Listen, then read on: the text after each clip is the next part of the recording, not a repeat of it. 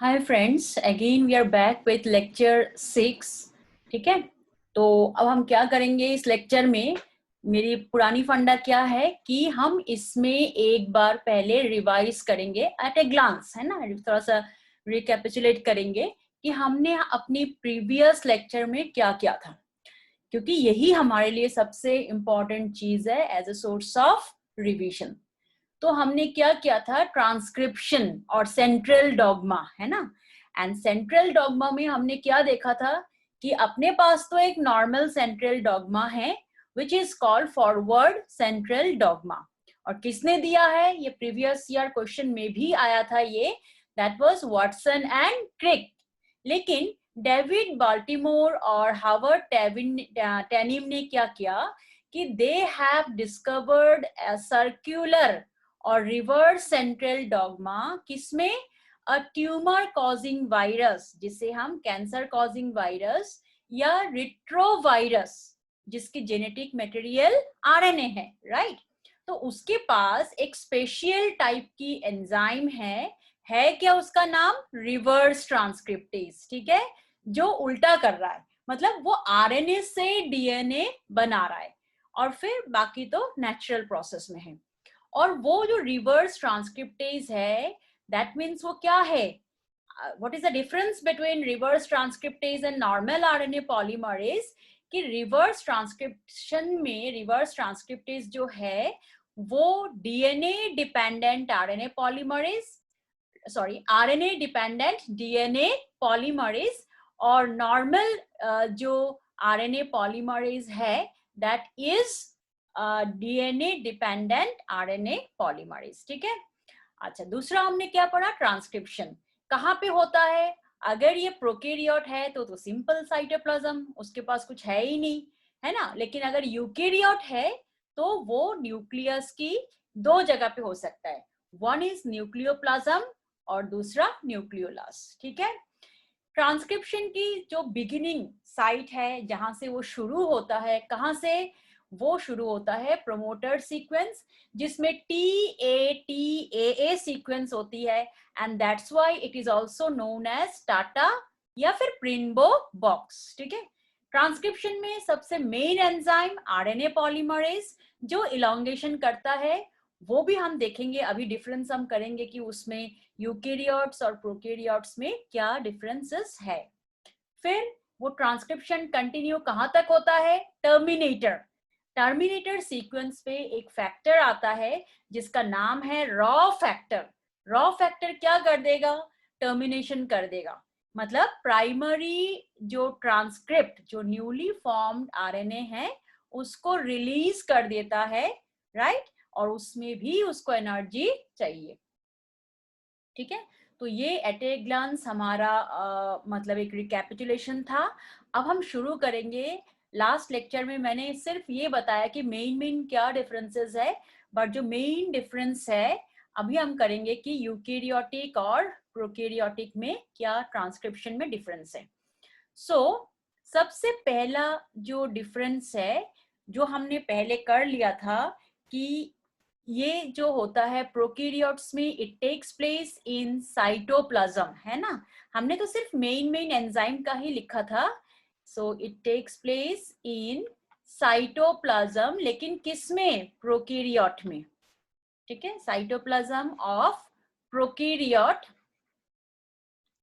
और अगर यूकैरियोट है तो एंड न्यूक्लियस का, ठीक है, न्यूक्लियस ऑफ यूकैरियोट। चलो, एक क्वेश्चन ये हो गया, एक क्वेश्चन का आंसर मतलब आप कह सकते हो। और उसके बाद देखो, ट्रांसक्रिप्शन के बाद पोस्ट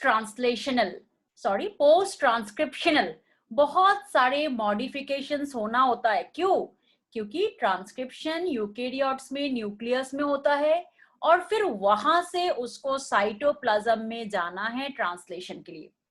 इस बीच सेल के पास बहुत सारे अपने खुद की एंजाइम्स है विच कैन डाइजेस्ट इट, वो खराब कर सकता है ना।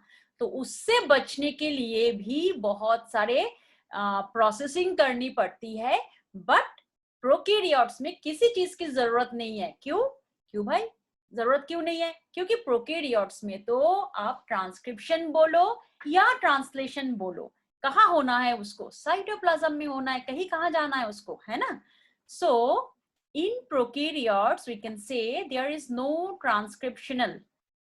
So in prokaryotes, no transcriptional modifications are needed. So no transcriptional modifications are needed. ठीक है? और यूकेरियोट्स में क्या है? आज हम करेंगे वो भी. Transcriptional modifications are needed.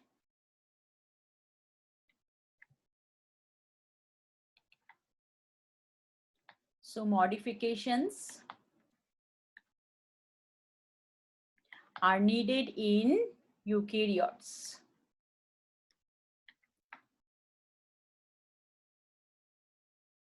Right? So और थर्ड, हम सारे डिफरेंस नहीं करेंगे बेटा, जो हमारी पेपर के लिए जो हमें 4 मार्क दिला सकता है वही करेंगे. ठीक है? सो अब आरएनए पॉलीमरेज वाला पार्ट, क्योंकि मैंने पहले ही आपको लास्ट लेक्चर में बता दिया था कि there is single type of RNA polymerase in prokaryotes, और यूकेरियोट्स में क्या है? Different types of RNA polymerase. Right? तो वो चीज दोबारा हम रिपीट नहीं करेंगे. नेक्स्ट देखो, enhancer.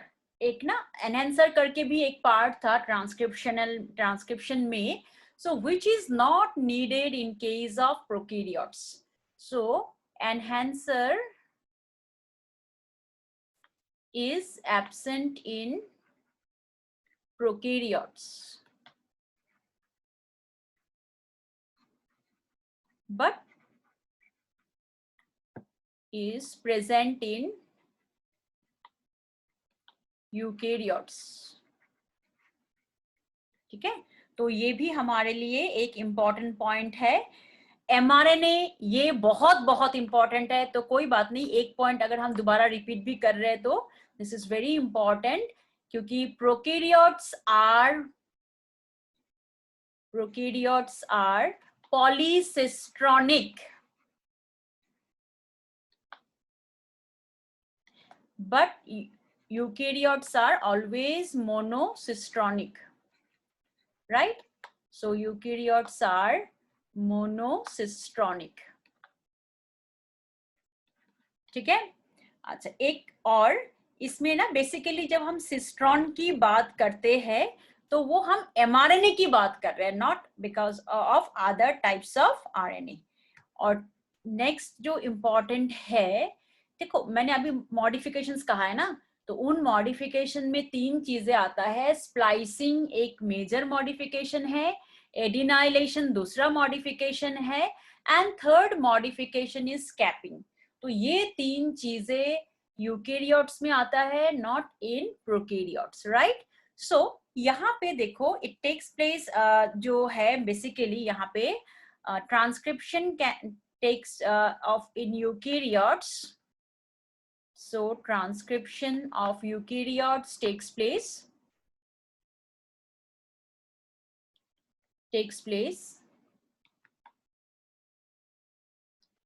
in G1 and G2 stage. ठीक है? बाकी अभी हम स्प्लाइसिंग वगैरह करेंगे तो उसमें आते ही जाएगा कि और भी क्या डिफरेंसेस है हमारे लिए. So we will do here again. So उसके बाद देखो, अब हम क्या करेंगे, जो हमारे लिए इंपॉर्टेंट टॉपिक है, that is called post transcriptional modification. Post transcriptional क्यों जरूरत है? क्योंकि अभी जो ये होगा, जो ट्रांसक्रिप्शन के बाद जो ट्रांसलेशन होगी, this translation has to take place in the cytoplasm. तो अब होता क्या है, देखो ये न्यूक्लियस से जब तक ये HNRNA यानी ट्रांसक्रिप्ट, प्राइमरी ट्रांसक्रिप्ट जिसे आप कह रहे हो, वो जब तक न्यूक्लियस से साइटोप्लाज्म तक जाएगा, हमारे पास सेल की सेल्फ एंजाइमेटिक डाइजेस्टिव सिस्टम है, एंजाइम्स, वो इन चीजों को खराब कर सकता है. So in order to protect this, और एक फंक्शनल अच्छा जीन जिसमें से अच्छे प्रोटीन सिंथेसाइज हो, ये बनाए, तो उसके लिए वी नीड मॉडिफिकेशन। तो अब हम क्या करेंगे, post translational transcriptional modification. So we are going to do post transcriptional modification.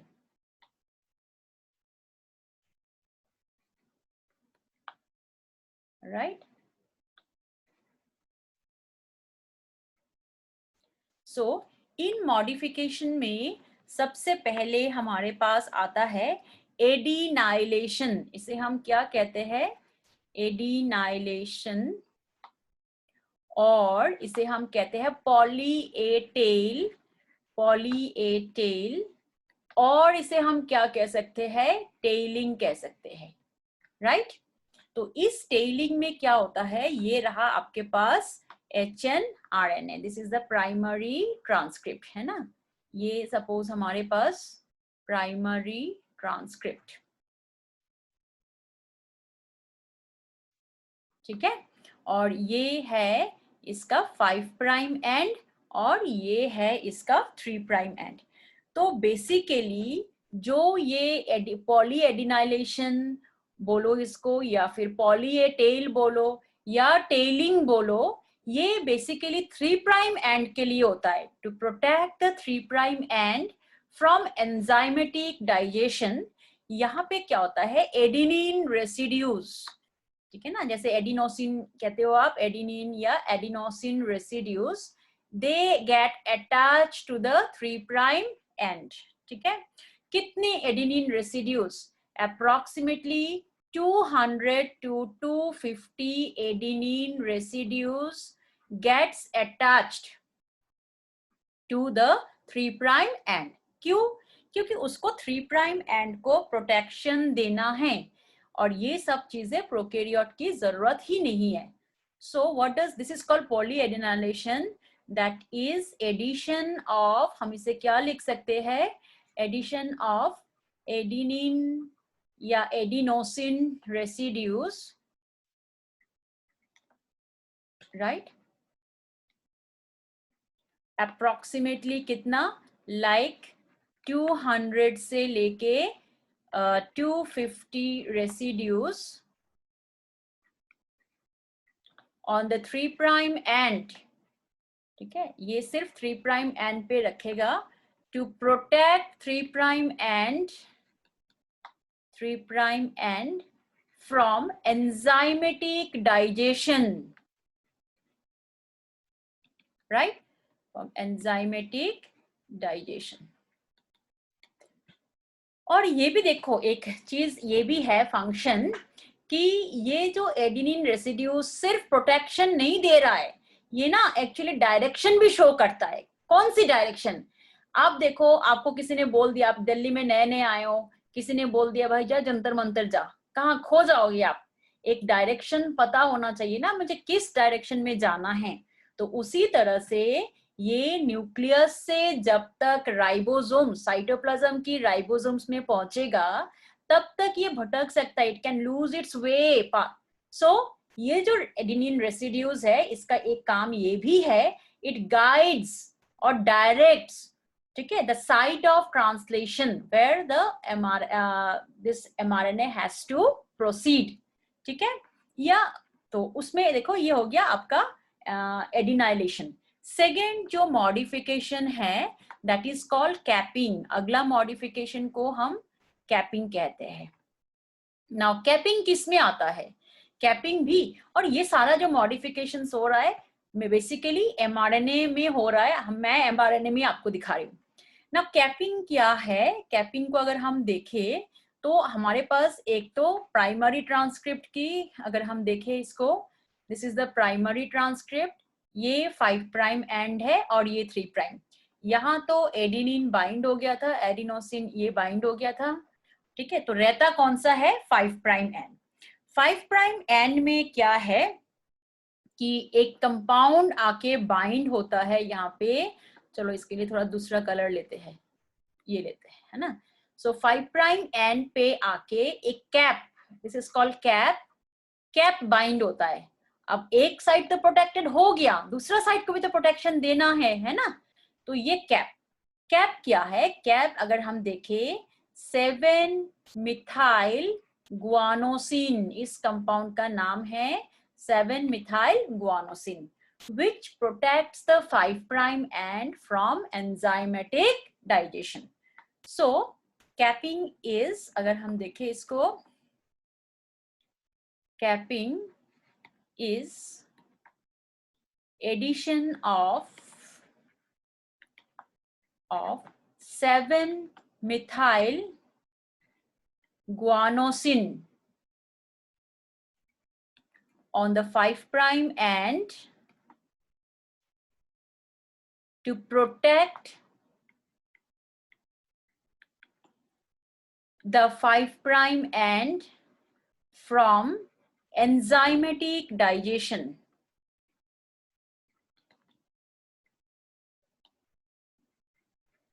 ठीक है, अच्छा, तो ये तो हो गया हमारा सेकेंड प्रोसेसिंग। थर्ड प्रोसेसिंग जो है, इसकी मैकेनिज्म बहुत इंपॉर्टेंट है, क्योंकि ये हमारे सिर्फ इस चैप्टर में नहीं, इस टॉपिक में नहीं, आगे की चैप्टर जब आप बायोटेक्नोलॉजी पढ़ोगे वहां पे भी इसके एप्लीकेशंस है। ठीक है, कई जगह पे इसके एप्लीकेशंस होता है। तो जो थर्ड जो हम मतलब प्रोसेसिंग पढ़ रहे हैं, दिस इज कॉल्ड स्प्लाइसिंग। सो ये सबसे इंपॉर्टेंट है, इसे हम क्या कहते हैं, स्प्लाइसिंग। अब देखो सबसे इंपॉर्टेंट क्वेश्चन मेरा, कि आपने लेक्चर देखा था पहले भी, है ना, तो हम बार बार क्यों कह रहे थे कि this is an HNRNA। HNRNA मतलब क्या है, हेट्रोन्यूक्लियर RNA। उसमें कुछ सीक्वेंस कोडिंग, अब यहाँ पे कोडिंग और नॉन कोडिंग की डिफरेंस आ जाएगी। कोडिंग मतलब जिस सेगमेंट ऑफ जीन जहां से फंक्शनल प्रोटीन सिंथेसाइज हो रहा है, this is called the coding sequence here, not वो डीएनए वाला स्ट्रैंड की बात नहीं हो रहा है यहाँ पे आप। ठीक है, तो मतलब यहाँ पे क्या होता है, फंक्शनल पार्ट जो है, these are called exons and the non functional part are called introns, right. तो स्प्लाइसिंग एक मैकेनिज्म है जहां पे हमें इंट्रॉन्स को निकालना है, इंट्रॉन्स को रिमूव करना है, and to join the exons to form a functional mRNA, right.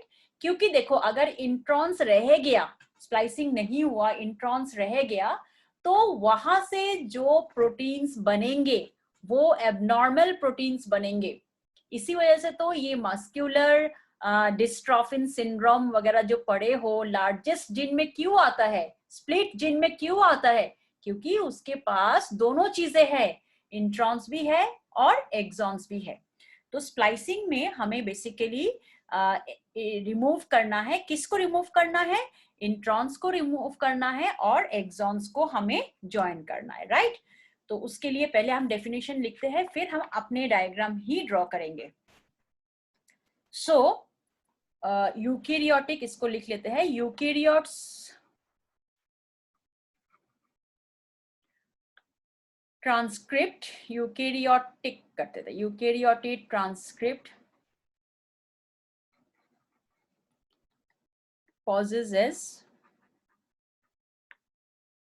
an extra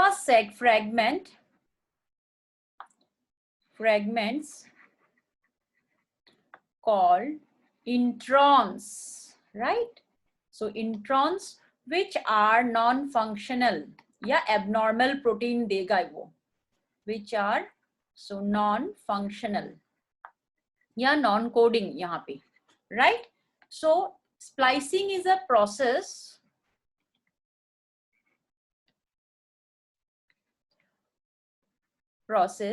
of removal of introns and joining of exons, right? So joining of exons by RNA ligase, ठीक है। तो इसी process को हम क्या कहेंगे, स्प्लाइसिंग। अब हम स्प्लाइसिंग का थोड़ा सा डायग्राम ड्रॉ करते हैं, उसके बाद इसकी प्रोसेस को मैकेनिज्म करते हैं, है ना, मैकेनिज्म ऑफ स्प्लाइसिंग। ये बहुत इंपॉर्टेंट है, ध्यान से इसको सुनो, फिर आखिरी में इससे क्या क्वेश्चन आएगा वो भी हम यहाँ पे बात करेंगे, ठीक है।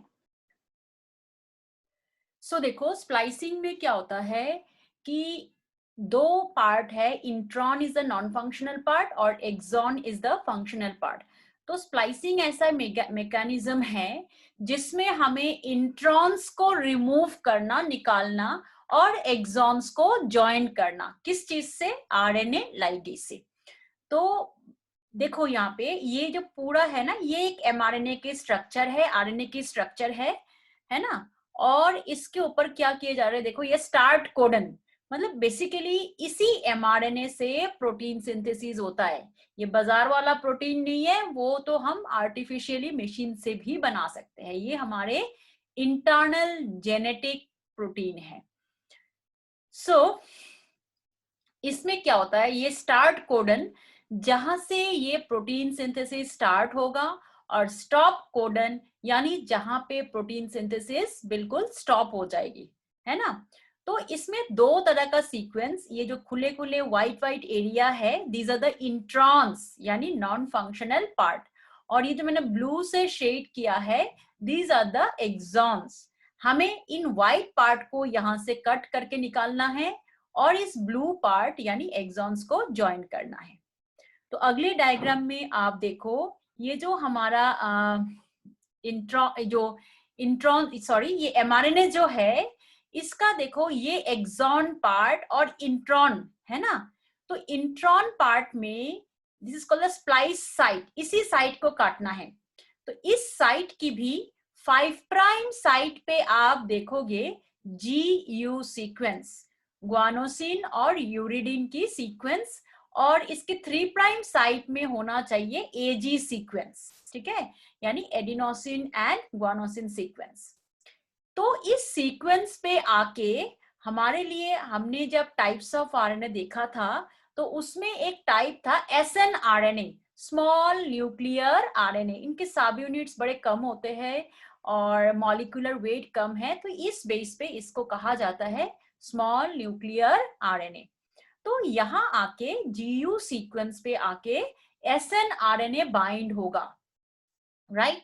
इस SNRNA की 5 सब यूनिट होती है, दैट्स U1, U2, U4, हाँ फिर ये U3 मिसिंग है इसमें, U5 एंड U6, राइट।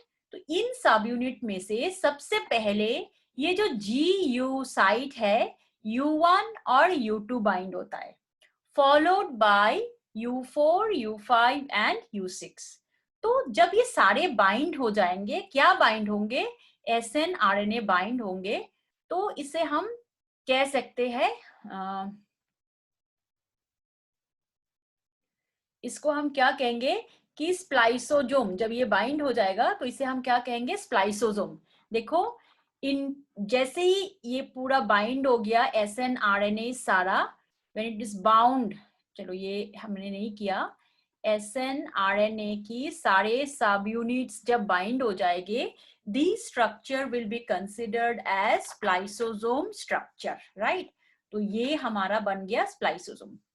तो स्प्लाइसोजोम किसे कहेंगे, देखो यहां से अगर क्वेश्चन आया कि what is spliceosome, basically SNRNA plus this mRNA plus intron sequence, mRNA का intron sequence is called spliceosome, ठीक है।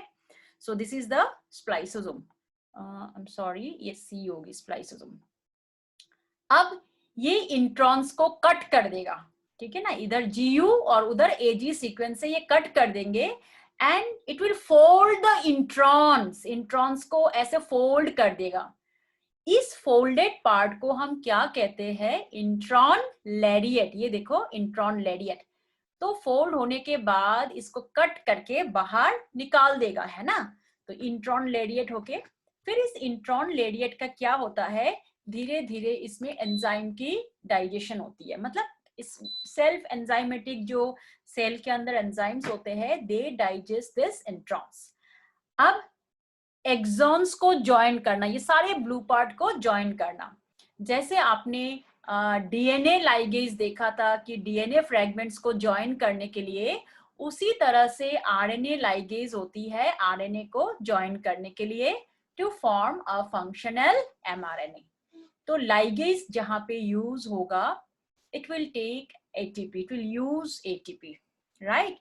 सो ये है स्प्लाइसिंग की मैकेनिज्म। अगर किसी कारण स्प्लाइसिंग नहीं हुआ तो in that case non functional protein synthesis can takes place. ठीक है, तो एक बार हम स्प्लाइसिंग वाला मैकेनिज्म लिख ले, है ना। सो स्प्लाइसिंग में सबसे पहले क्या होता है स्प्लाइसिंग में कि the introns, the snRNAs binds to the GU site of the GU and AG site of introns, right? Of introns जैसे ही bind होगी forming a spliceosome,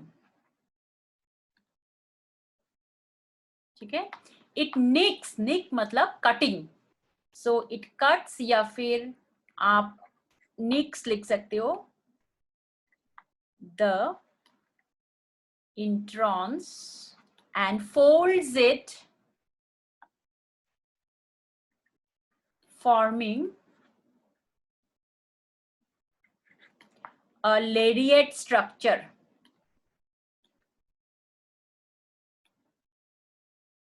right? It's forming a Ladiate structure. The exons are then joined by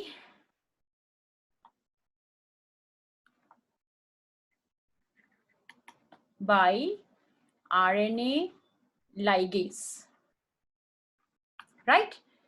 Using ATP, right? तो देखो एक question यहां से हमें हमारे पास आ सकता है स्प्लाइसोसोम क्या है, तो आंसर आपको मिल गया स्प्लाइसोसोम की। 4 मार्क्स की बात में हमने कर लिया यहाँ पे, है ना। अच्छा, तो ये था पोस्ट ट्रांसक्रिप्शनल मॉडिफिकेशन, ठीक है। अब दूसरा हमारे पास क्या आता है कि ये तो आरएनए सिंथेसाइज हो गया है, अब ये किस तरीके का आरएनए अपने पास आ रहा है। आरएनए कभी डबल स्ट्रैंडेड हो सकता है? नहीं, RNA is always single stranded, right. और उस सिंगल स्ट्रैंडेड में भी न्यूक्लियोसाइड्स होंगे और उसमें भी जो शुगर है they will be attached bye 5 prime 3 prime carbon, मतलब एक कार्बन की 5th कार्बन के साथ अगले न्यूक्लियोसाइड की 3rd कार्बन, न्यूक्लियोटाइड की 3rd कार्बन के साथ फॉस्फेट बॉन्डिंग होगा जैसे डीएनए में होता है। लेकिन अगर हम आरएनए देखें ना तो कई बार आरएनए जो है टाइप्स ऑफ आरएनए करते हैं। सो टाइप्स ऑफ आरएनए में कई बार देखो आरएनए का ऐसे होता है, इट्स लाइक दिस, ये कई बार ऐसा भी हो सकता है, हाँ, और फिर ये हो सकता है, ठीक है, फिर ऐसे, ठीक है, कई बार ऐसे हो सकता है,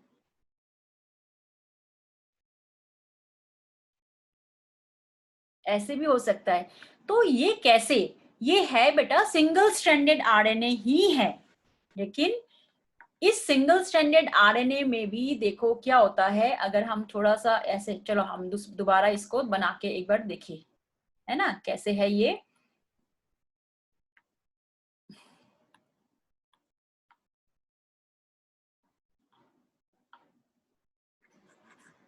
इसको बना के, ये जो आरएनए है, आरएनए भी सिंगल स्ट्रैंडेड ही आएगा, राइट। जैसे ऐसे ऐसे, कई बार ये देखोगे ऐसे ऐसे, है ना। सो यहाँ ये सिंगल स्ट्रैंडेड फॉर्म में क्यों ले आ रहा है? Because it is having unpaired basis, unpaired bases, right. जहां पे ये पेयर्ड बेसिस होगी इस तरह का लूप्स बन सकता है। So these are the paired bases. कई बार हम इसी को ही कहते हैं डबल स्ट्रैंडेड आरएनए, राइट। और जहां पे अनपेयर्ड बेस होगा इसी को कई बार हम कहते हैं single stranded RNA. But normally in natural form RNA is single stranded, ठीक है। अब हम टाइप्स ऑफ आरएनए में जाए। सबसे पहले हमारे पास आता है ribosomal RNA. So it's ribosomal RNA, जिसको हम शॉर्ट फॉर्म में क्या कहते हैं, rRNA, right? It's called rRNA, ribosomal RNA. देखो ये सबसे ज्यादा एबंडेंट, मतलब अपने सेल की अगर पूछो तो 70 to 80% जो आरएनए होता है दैट इज rRNA होता है। तो तुम्हें अगर क्वेश्चन में पूछा गया कि identify the highest amount of RNA और सेल, या तो identify the highest percentage types of RNA with highest percentage in the cell, तो आपका ऑप्शन किस में जाएगा, rRNA। तो rRNA क्या है, it's total of 70 to 80% of total RNA, right, of total RNA, है ना। अब हम इसमें भी अलग अलग सब यूनिट्स होती है। देखो हम इसको ना शॉर्ट करते हैं, अगर प्रोकैरियोट्स है तो यूकैरियोट्स है, उसमें क्या क्या टाइप्स आएगा इसमें। So let's see here types of, इसको भी हम दो ग्रुप में बांट देते हैं, है ना, इजी रहे हमें, हमारे लिए तो इजी होना जरूरी है। इसको क्या है, एट ए ग्लांस आप देख के भी ये कर सकते हो। सो दिस इज प्रोकैरियोटिक आरएनए हमारे लिए। सो प्रोकैरियोटिक ये आ गया आरएनए, और ये किसका है, यूकैरियोटिक, राइट। सो प्रोकैरियोटिक में क्या है, हमने हमेशा देखा है कि it's 70s। What is S, S it's sedimentation coefficient या फिर Svedberg unit. So it's sedimentation coefficient, या फिर इसे हम क्या कहेंगे, और यूकैरियोट में क्या है, 80s, right, 80s। So it's sedimentation coefficient और सेडबर्ग यूनिट, ठीक है, और इसमें 80s। अगर हम इस 70s को फर्दर इसकी सब यूनिट्स देखें, सो इट्स की 50s एक में आएगा और दूसरे में क्या आएगा, 50s एंड 30s। ये गलती तो कभी ना करना कि इनको जोड़ दे तो 70 मिल जाए हमें, नहीं, ये जोड़ता तो है पर ऐसे मैथमेटिक्स वाला एडिशन सब्सट्रैक्शन यहाँ नहीं चलता कि ये जोड़ के 70 हो जाए, क्योंकि 50 + 30 आप देख रहे हो 80 है। तो ये डिपेंड किसके ऊपर कर रहा है, जो हम इन सेल से जो ये सब यूनिट्स को जब निकालते हैं तो उसकी सेडिमेंट, वो जो टेस्ट ट्यूब आता है जिसके ऊपर ये पैलेट या सुपरनेटेंट बनता है ना, तो उसकी अकॉर्डिंग, उस टेस्ट ट्यूब की ग्रेडेशन के अकॉर्डिंग एक बड़ा सब यूनिट जो 50 on the 50s it gets settled or it forms a supernatant, and दूसरा सब यूनिट 30 पे आके सेटलमेंट होती है, फ्लोट्स, सेडिमेंट बनती है। So that's why it's considered as 50 and 30। उसी तरह से अगर हम यूकैरियोट्स में देखें तो इट्स 80 में क्या आएगा, 60s एंड 40s, इसको भी नहीं जोड़ना है हमें, राइट। अगर आप 50 में देखोगे, अगेन 50 हियर प्रोकैरियोट से अगर मिलेगा, इसकी और सब यूनिट्स होती है, that's 16s and 5s। 5s अलग से ट्रांसक्रिप्शन होता है, इसमें डायरेक्टली इससे नहीं होता ट्रांसक्रिप्शन, और प्रोसेस में जो होती है वैसा नहीं होता है। अच्छा एक और चीज, सॉरी, 50s में हम ये करेंगे, आई एम सॉरी, ये ना थोड़ा सा इसमें 23 को ला देते हैं और उसमें डालते हैं इसको। सो इस पे देखो बेसिकली 23s, ये s भी सेडिमेंटेशन और 5s, और इस 30 से जो इसकी और सब यूनिट आता है दैट इज 16s, ठीक है। और यहाँ क्या आएगा, 60s से 28s, 5.5s, और एक और होता है इसमें 5s। 5s तो दोनों के लिए कॉमन है, इसलिए इसके ट्रांसक्रिप्शन अलग होती है। एंड 40s से क्या आएगा, 28s। पता है यहाँ से क्वेश्चन क्या मिल रहा है हमें, कि ये जो हमारे पास rRNA है, how many types of rRNA are there. So अगर हम देखें टाइप्स ऑफ rRNA, कितने type, 1 2 3 4 and fifth one, so it's 5 types. हमने यहाँ पे क्यों 5s को नहीं लिया, ये हमने शायद देखो इसको रिपीट कर दिया होगा। इट्स ना, इट्स हियर 60, ये अगर 16 है तो यहाँ पे होगी 18s, right, 18s। So types of rRNA में 1 2 3 3 and fourth is this fifth and sixth type. So we are getting here 6 types of rRNA, ठीक है। अब ये 6 टाइप्स ऑफ rRNA, इनकी जो स्ट्रक्चर होती है इस तरह से देखो, ये जो 70s 30s अगर मैं बनाती हूँ डायग्राम के अकॉर्डिंग देखोगे, इट्स लाइक दिस, ऐसे क्लेफ्ट एंड हैंड स्ट्रक्चर बोलते हैं। तो ये बेसिकली 50s है और उसके अंदर ये छोटा टाइप का क्लेफ्ट होता है, ऐसे ये छोटा है। सो दिस इज 30s, इस तरह का अरेंजमेंट होती है। वैसे अगर देखोगे ना सेल के अल्ट्रा स्ट्रक्चर में, और दोनों जब एक साथ अटैच्ड होगा तभी हम इसे कहेंगे ये 70s। सेम यहाँ पे भी वैसे ही होगा, ये थोड़ा और बड़ा बन जाएगा ऐसे। सो दिस इज अबाउट 60s और इसके अंदर फिर एक छोटा ये आएगा, ये रहा 30s, है ना, दिस इज 30s और दोनों को मिला के 80s। खैर ये हमारे लिए इतना जरूरत नहीं है। अब हम चलते हैं कि हमारे क्वेश्चन की उस स्ट्रेटेजी पे चलते हैं। So what is the function of rRNA, ये जो हम इतना सारा बात कर लिया कि rRNA फंक्शन क्या है इसका। rRNA मतलब ribosomal RNA, basically they are not, they bind with the ribosomes, they bind with protein molecules, give rise to ribosomes. So rRNAs bind protein molecules. So first it binds protein molecules, so it binds protein molecules to give rise to ribosomes, right? तो ribosomes इसी से ही बनती है।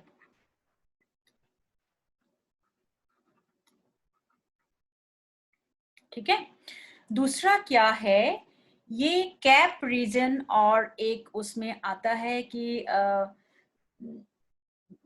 3' and में क्या था, poly adenylation.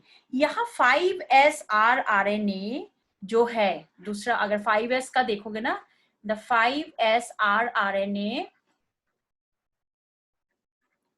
ठीक है, provides binding site for tRNA, 5s rRNA and its surrounding protein,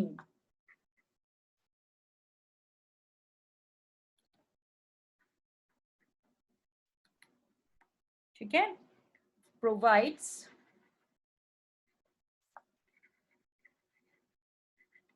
binding site for tRNA।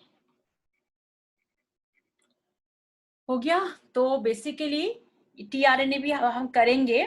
और तीसरा फंक्शन क्या हो सकता है, rRNA जब अपने सब यूनिट्स के साथ 50s 30s के साथ अटैच्ड होगी तभी जाके इट फॉर्म्स पॉलीजोम ऑफ प्रोकैरियोट, जहां पे प्रोटीन सिंथेसिस होता है।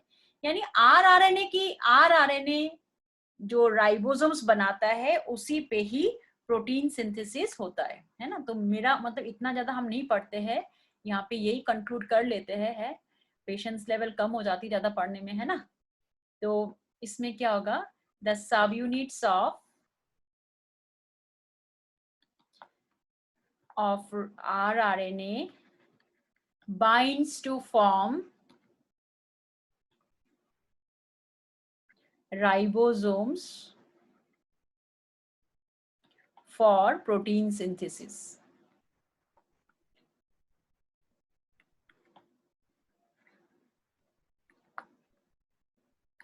ठीक है, तो ये हमने बहुत सारा जानकारी ले लिया rRNA। अब जो हमारा सबसे इम्पोर्टेंट RNA है जिसके बगैर प्रोटीन सिंथेसिस हो ही नहीं सकता, दैट इज mRNA। और mRNA का फुल फॉर्म क्या है, मैसेंजर RNA। सो मेरा सेकेंड टाइप जो हम करेंगे mRNA, दैट इज इसका फुल फॉर्म देखोगे तो मैसेंजर RNA, ठीक है। This is the main RNA और जिसमें प्रोटीन सिंथेसिस होता है। So it very small amount 2 to 5% of total RNA,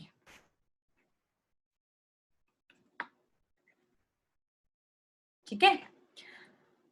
तो अब इट ब्रिंग्स इंस्ट्रक्शन फ्रॉम, इसका काम क्या है, it brings instructions from DNA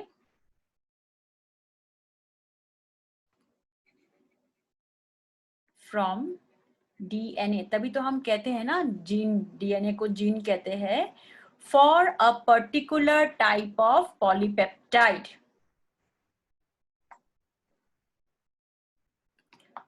particular type of polypeptide, right? So it is also called informational or genetic RNA, इसलिए इसे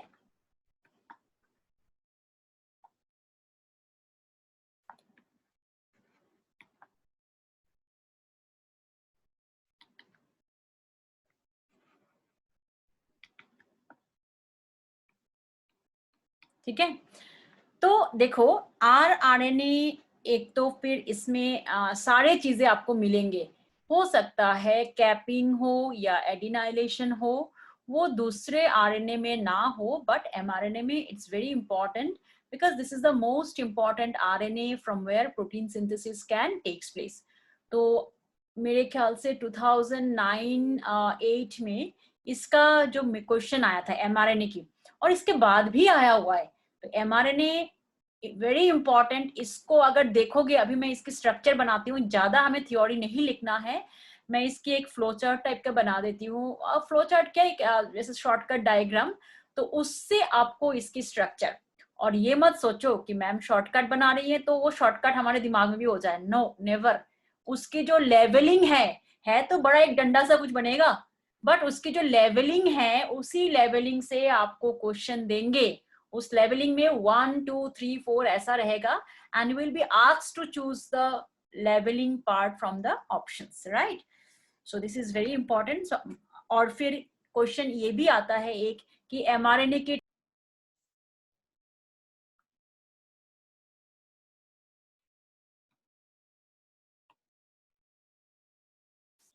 सो we were doing here कि mRNA की टाइप्स में आपने देखो यहाँ पे ये mRNA की स्ट्रक्चर है, this is the structure of mRNA, है ना। और इसकी स्ट्रक्चर को अच्छी तरह से देखो, 4 मार्क्स आपके कब्जे में आ जाएगा, मुट्ठी में आ जाएगा। This is the mRNA structure 5 prime, जैसे यहाँ पे ना आपको क्वेश्चन कैसे मिलेगा, ABCD ऐसे करके लिखेंगे, and you have to identify the exact name of the parts from the option. तो 5 प्राइम साइट में ये एक कैप, अभी हमने पढ़ा था ना कि स्प्लाइसिंग में कैपिंग होती है, so this is the cap region. और कैप के बाद क्या होता है, एक नॉन कोडिंग सीक्वेंस। इस नॉन कोडिंग सीक्वेंस को हम UTR यानी अनट्रांसलेटेड रीजन भी कहते हैं, राइट। सो उसके बाद आता है initiation codon. What is initiation codon, अब हम आगे जाके भी पढ़ेंगे, इट्स मिथियोनिन। तो यहां से बेसिकली मिथियोनिन एक एमिनो एसिड है which starts with the protein synthesis, protein synthesis उसी से ही स्टार्ट होती है। फिर बाकी कोडिंग सीक्वेंस, वो जो हमारी बच्चे कंफ्यूजन क्यों करते हैं, मैंने लास्ट लेक्चर में कहा था, बिकॉज वहां हमने जब डीएनए का कोडिंग नॉन कोडिंग सीक्वेंस देखा, the non coding strand synthesises the RNA, mRNA या आरएनए, टाइप्स ऑफ आरएनए, है ना। लेकिन यहाँ पे कोडिंग का मतलब, यहाँ उल्टा, कोडिंग का मतलब the part of the RNA which can synthesise या ट्रांसलेट्स प्रोटीन, ठीक है। और फिर उसके बाद एक जगह पे ऐसा आता है कि प्रोटीन सिंथेसिस स्टॉप हो जाती है, that is called termination codon, right. और फिर उसके बाद दोबारा एक नॉन कोडिंग रीजन आएगा, and followed by the 3 prime end में क्या मॉडिफिकेशन हुआ था, it's the poly A tail. ये कैप और पॉली ए टेल क्या कर रहा है, basically it protects 5 prime as well as 3 prime end. ठीक है, तो हमारे लिए अब क्या रहता है यहाँ पे फंक्शंस। ये बेटा अगर mRNA की फंक्शंस देखोगे, mRNA अगर नहीं होता है तो प्रोटीन सिंथेसिस भी नहीं होगा। So first function it carries, आगे जाके हम पढ़ेंगे कोडन, हर एमिनो एसिड का एक कोड होता है। So it carries codon for protein synthesis, right? So it carries codon for protein synthesis. Second function हमारा क्या है इसमें, the cap जो होता है it is for attachment with ribosome. cap is for, वहीं से राइबोसोम के साथ अटैचमेंट होती है, attachment with ribosomes.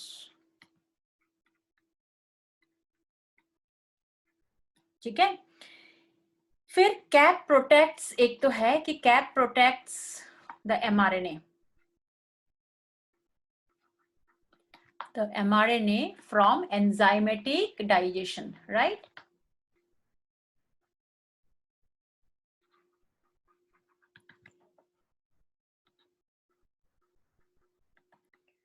उसके बाद टेल रीजन जो है it is for detachment with ribosome, जो पॉली ए टेल है ना, so tail is for detachment.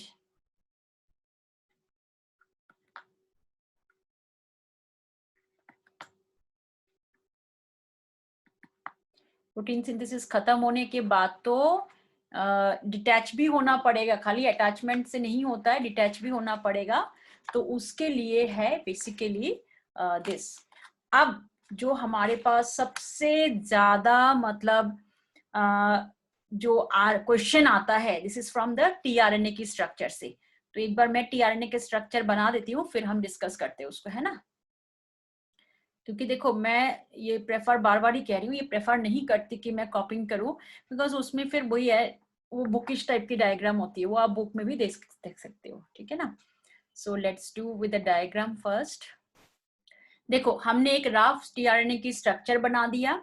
अब हम करते, देखो इसमें ये जो 3 प्राइम एंड है, ये जो बेसिकली है ट्रांसफर आरएनए, इसको हम सॉल्युबल आरएनए कहते हैं, और लगभग ये पूरा एक सिंगल स्ट्रैंडेड है, राइट।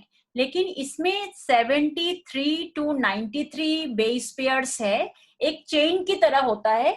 लेकिन वही मैंने अभी बताया था ना कि जहां पे ये बेस पेयरिंग हो जाए तो ये पैरेलल लाइंस आता है, और जहां पे भी अनपेयर्ड बेस आती है वहां पे ये लूप्स क्रिएट हो जाता है, राइट। तो ये 3 प्राइम एंड है तो एक ही चेन, तभी देखो एक ही 5 प्राइम और 3 प्राइम डायरेक्शन हमने दिया है। तो यहाँ पे इट्स सीक्वेंस 3 प्राइम एंड पे ना CCA sequence, this is very very important तुम्हारे नीट के लिए। तो 3 प्राइम एंड पे सीक्वेंस जो होता है CCA सीक्वेंस।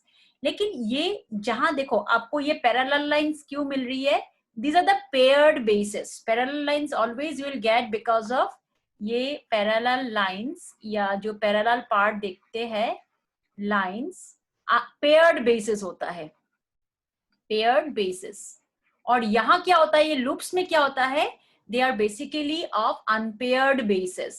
जैसे unpaired का मतलब क्या है, यूरासिल यूरिडिन एकदम से वो कांटेक्ट में आ गया किसके साथ, ग्वानिन के साथ, तो फिर वो कभी बाइंड करेगा ही नहीं, तो वो लूप्स के रिपल्शन क्रिएट करेगा, उसकी वजह से यहाँ पे लूप्स आता है।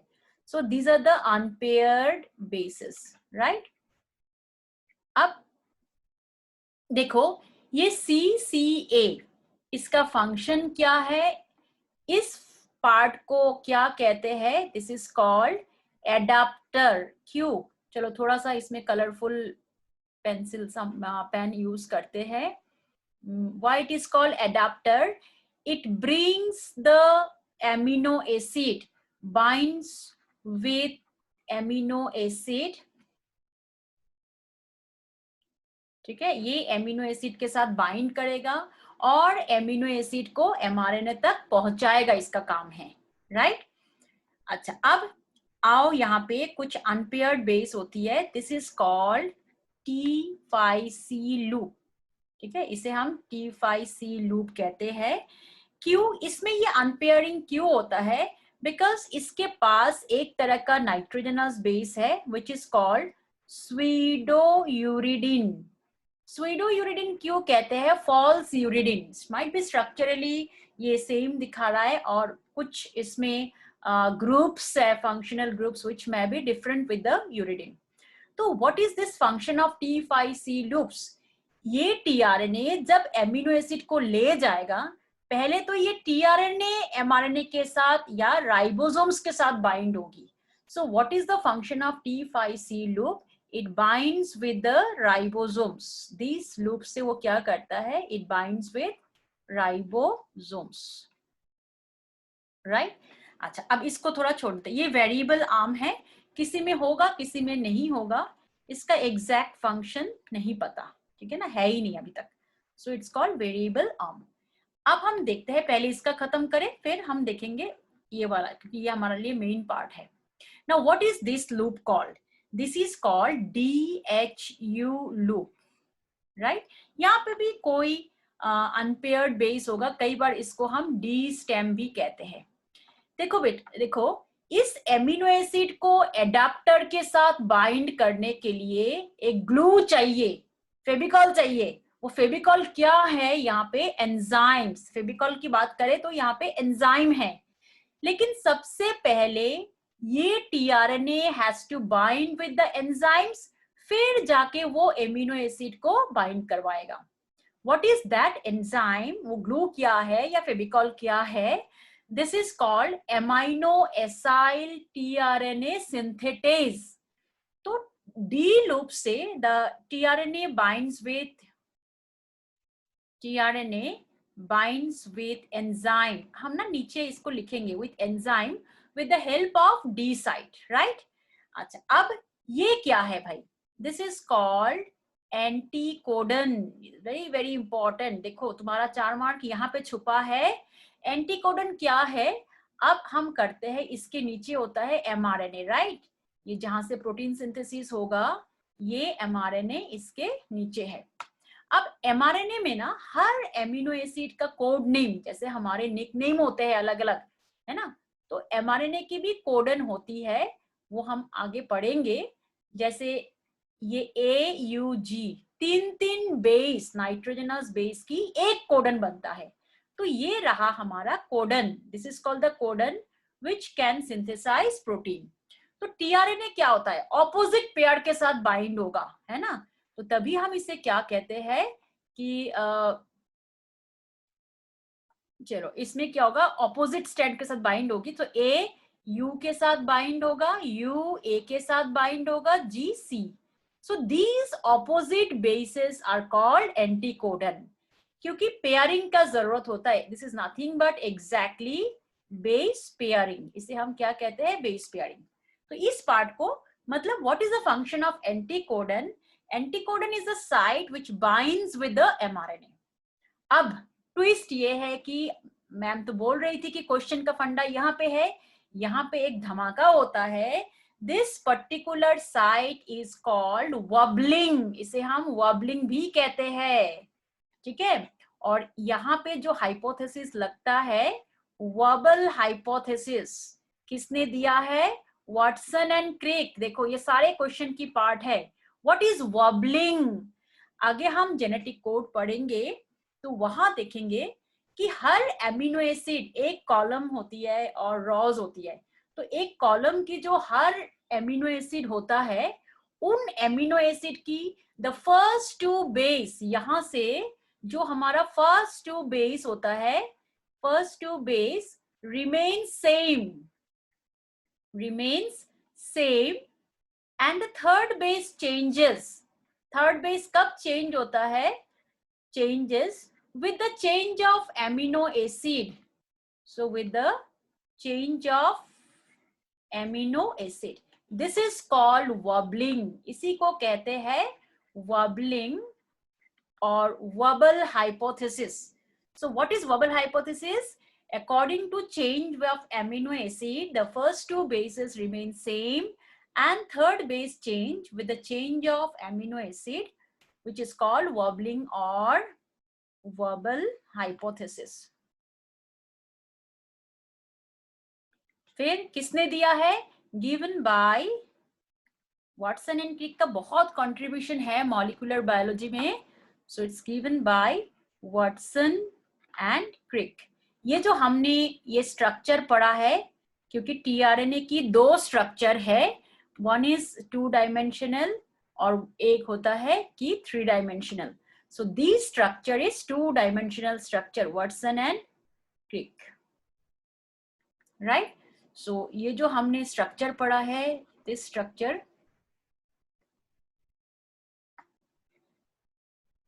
is 2D structure given by Robert Holiday.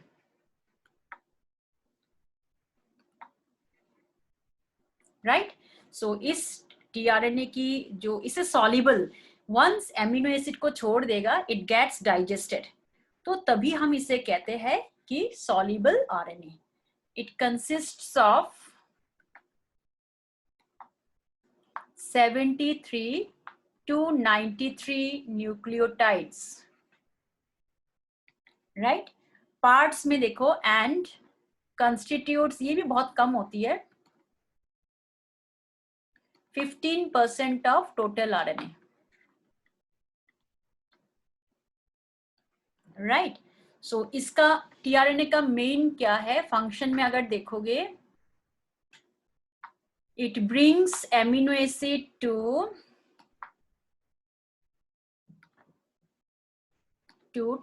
mRNA for protein synthesis.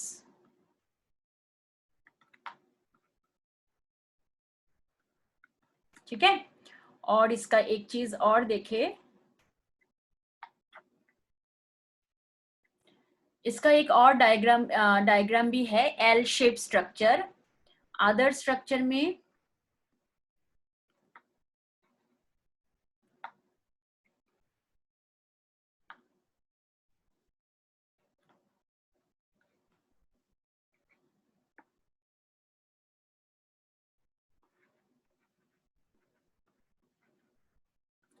By William Clough. ठीक है. वो जो अभी हमने 2 डायमेंशनल स्ट्रक्चर पढ़ा है, it's also called clover leaf structure भी इसे हम कहते हैं. ठीक है ना. ये एल स्ट्रक्चर हो गया, तो दूसरा वाला क्या आएगा, इसको हम क्लोवर लीफ स्ट्रक्चर भी कहते हैं. ठीक है. अब हम थोड़ा पार्ट्स का इसका फंक्शन को लिख ले, है ना, जो टीआरएनए का जो मेन है बस. सो इसकी जो एडाप्टर है CCA is adapter which binds with amino acid, right? और उसके बाद D5C loop binds with ribosomes. एंटीकोडन का हमने वहीं पे लिख दिया. और जो है डी लूप का काम क्या है, it binds with enzyme amino acyl tRNA synthesis.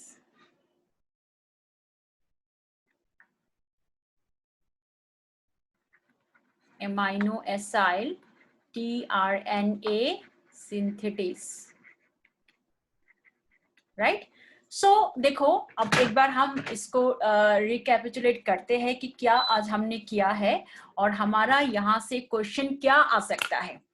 ये जो टीआरएनए स्ट्रक्चर, अभी आप देखो दो चीजें, structure is very important types of RNA जो है, उसमें से एमआरएनए का तो डायग्राम से आपको देंगे, ऑल्दो डायग्राम दोनों का ही इंपॉर्टेंट है, टीआरएनए एमआरएनए, बट जैसे लेवलिंग पार्ट से अगर दे तो mRNA is important. cap site, non-coding sequence, then coding initiation start site, coding sequence, then again stop sequence, फिर non-coding, फिर cap site. क्योंकि mRNA मेन पार्ट होता है जहां से प्रोटीन सिंथेसिस. एक बार फिर से बोल रही हूँ, इसकी कोडिंग फंक्शनल और वो डीएनए जहां से आरएनए होता है उसकी नॉन कोडिंग इज फंक्शनल। फिर टीआरएनए, ये जो हम नॉर्मली जिसकी स्ट्रक्चर डिटेल में पढ़ रहे थे, this is called clover leave structure, और ये 2 डायमेंशनल स्ट्रक्चर है। इसका साइट्स का क्या क्या फंक्शन, उसमें से जो हमारे नीट का भी सारे पार्ट इंपॉर्टेंट है, सबसे जो हमारी मतलब 1 पॉइंट इंपॉर्टेंट है, दैट इज द एंटीकोडन पार्ट। वहां से वॉबलिंग्स आएगा, वॉबलिंग या वॉबल हाइपोथेसिस से आएगा। ठीक है, जब आप जेनेटिक कोड करोगे तो उस पे देखोगे कि एग्जैक्टली ये क्या होता है। हो गया। आरआरएनए ठीक है, 5s 6s वो जो हमने सब यूनिट्स करा है दैट इज इंपॉर्टेंट, बट मैं एम्फेसिस किसको दे रही हूँ, टीआरएनए एंड एमआरएनए। वहां जहां हमने पोस्ट ट्रांसक्रिप्शनल मॉडिफिकेशन किया है, एडिनाइलेशन कैपिंग का कंपाउंड पूछेंगे, what is that compound, 7 methyl guanosine. Splicing का एसएनआरएनए या स्प्लाइसोसोम, और ऊपर से इंट्रॉन्स एक्सॉन्स, क्योंकि हम आज से शुरू हुआ, ये बायोटेक तक चलता जाएगा आपका इंट्रॉन्स और एक्सॉन्स क्या है। सो जो मैंने लास्ट में कंक्लूड किया, these are very important for your questions. ठीक है, तो आज का लेक्चर इतना ही। Again in my next lecture will be back with some other things, that is translation के बारे में पढ़ेंगे। इस ट्रांसक्रिप्शन के बाद ट्रांसलेशन मतलब प्रोटीन सिंथेसिस कैसे होता है, और वो बहुत इंटरेस्टिंग है। और तुम अगर वैसे बुक्स पढ़ रहे हो, इट बिकम्स वेरी क्लमजी। मुझे तो लगता है कि बहुत कम बच्चों को एग्जैक्ट क्या मैकेनिज्म होता है समझ में आता है। क्यों, हम तो एक बुकिश डायग्राम प्रेजेंट करते हैं ना, ये हो रहा है ये हो रहा है। यहाँ आप क्या देख रहे हो कि हर चीज पे कहाँ पे क्या पॉइंट हो रहा है, एक चीज के लिए 4-5 डायग्राम बनाया जा रहा है कि हर पॉइंट पे क्या ऐड हो रहा है, क्या डिलीट हो रही है वहां पे, right. So have patience, wait for the next lecture. Till then, very goodbye. Okay.